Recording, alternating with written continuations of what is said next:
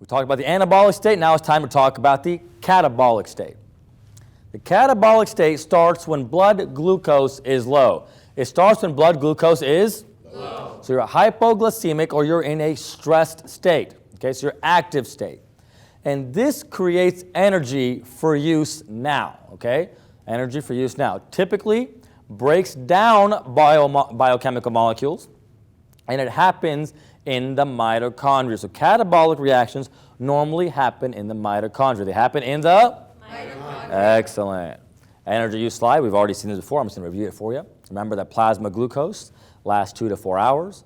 Liver glycogen starts at 4 hours and lasts 24 to 28 hours. Muscle proteins start at 36 hours and last 3 to 4 days. Adipose tissue lipids start at 36 hours and last up to 3 weeks. Ketones start at 36 hours and keep the brain alive until the very end. This is a nice little chart, okay, courtesy of the past program and Dr. Francis. Let's talk about the organ and then what it likes to use as its source of energy. Okay, so first one is the brain. It's the most important part of your body. In the resting state, the brain uses glucose. In the resting state, the brain uses glucose. In the stress state, the brain also uses glucose. Okay, it's only in the starvation state or the starved state that your brain begins to use ketones, okay? So it uses glucose until the starvation state when it uses ketones. When does the brain use ketones? Starvation. Excellent, starvation state, perfect. The heart. The heart in its resting state uses free fatty acids. The heart in its resting state uses free fatty acids. And when it's stressed or starved, it uses glucose. When it's stressed or starved, it uses glucose. Excellent. So we know that the brain uses glucose when it's resting or stressed and ketones when it's starved. The heart uses free fatty acids when it's resting, but when it's stressed or starved, it uses glucose. The skeletal muscle in resting state uses glucose. The skeletal muscle in resting state uses glucose. But when it's stressed or starved, it uses free fatty acids. So when skeletal muscle is stressed or starved, it uses free fatty acids. Red blood cells always use glucose. Red blood cells always use glucose. Excellent. So these are the substances that these types of cells prefer to use. Does that mean that they will not use something else? No. With the exceptions of red blood cells, because they can't use anything else other than glucose because they don't have a mitochondria. So this is the reason that glycolysis must happen in the cytosol. It also means that red blood cells are the first to go when we run out of glucose. But according to this chart, it says that the brain won't use proteins or fats. Well, we have ketogenic and glucogenic amino acids. So when proteins break down, they can be used to form glucose or ketones. Fats are formed from acetyl-CoA and are broken back down to it. Ketones are made up of acetyl-CoA. Therefore, our brain uses proteins and fats in the form of ketones. All right? What has more energy, fats or glucose? Fats do. Our heart has to pump at all times, right? And therefore prefers to use a high energy molecule as its primary energy source. But our resting heart, okay, our resting heart rate is between 60 and 100. If we're exercising, we're stressed, and our heart rate is around 150. What is mobilized easier, fat or glucose? Glucose is. So this is why at that time the heart switches to glucose under stress. Skeletal muscle, okay? It's not one of our 3 most important organs. Okay, what are the 3 most important organs? Brain, heart, kidney, right? So, under stress, our glucose is being used up by the brain, the heart, and the kidney, leaving the muscles with the leftovers. Not to mention the muscle needs more energy when it is exercising, okay? So, how do we lose weight?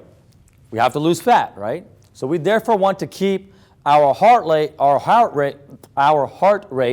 below 70% of the maximum. So the maximum, remember, is 220 beats per minute minus the age. Okay, so we want to keep our heart rate below 70% of the maximum and stress out our muscles. How long does it take to stress out our muscles? about 30 minutes. So this is why we tell people to exercise or walk for 30 minutes a day. All right? How does hypoglycemia cause heart attacks or arrhythmias? The cells are interpreting that there is no glucose around, so they are starving, which is severe stress. Epinephrine levels jump through the roof to make sure our brain gets the remaining glucose. Epinephrine spikes our heart rate to the point that free fatty acids can no longer be used by the heart for energy. There is no glucose remaining for the heart to use, so it has no energy. This is equivalent to ischemia, so MI or spontaneous depolarizations leading to arrhythmias. Let's talk about control of the catabolic state. So we talked about the anabolic state being controlled by the parasympathetic system. The catabolic state is controlled by the sympathetic system. The neurotransmitters involved here are norepinephrine and serotonin in the brain and spinal cord. Hormones are your stress hormones and other hormones that increase stress hormones. Second messenger here is going to be sympathetic, the second messenger here in the sympathetic system we know is cyclic AMP. Okay? So sympathetic, CNS, serotonin, all have S sounds, right? So that's how I remember that the neurotransmitter serotonin is used in the brain and spinal cord. The stress response. The first signals of our brain to respond to stress is always the parasympathetic. So you always get parasympathetic first, which is followed by sympathetic later. I'll give you an example here in a second. Epinephrine starts immediately. Glucagon starts at 20 minutes. When does glucagon come out? When glucose is gone. Okay, so glucagon comes out when glucose is gone. Insulin and ADH start at 30 minutes. Cortisol starts at 2 to 4 hours. Growth hormone starts after 24 hours. Okay, so let's review that. Glucagon comes first at 20 minutes. What comes first? Glucagon. At 30 minutes, insulin and ADH start. What starts at 30 minutes? Insulin and? ADH and? Insulin and? ADH. Excellent. At 2 to 4 hours, cortisol starts. At 2 to 4 hours, what kicks in? Cortisol. And then at 24 hours, your growth hormone kicks in. What kicks in at 24 hours? Growth hormone. Excellent. All right. So the parasympathetic, like I told you, is the first part of the stress response. So this actually explains a lot. When someone sneaks up behind you and goes, boo, your first response is, man, you almost made me shit my pants, right? That's parasympathetic. Why is chronic cyclic stress known to cause IBS, right? That means it's a cycle. So it goes parasympathetic, sympathetic, parasympathetic, sympathetic, diarrhea, constipation, right? Another example.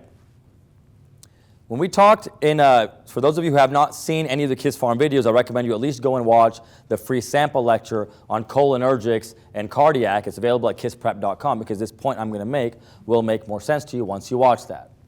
We talked about the muscarinic receptors, right? These M1, M2, M3.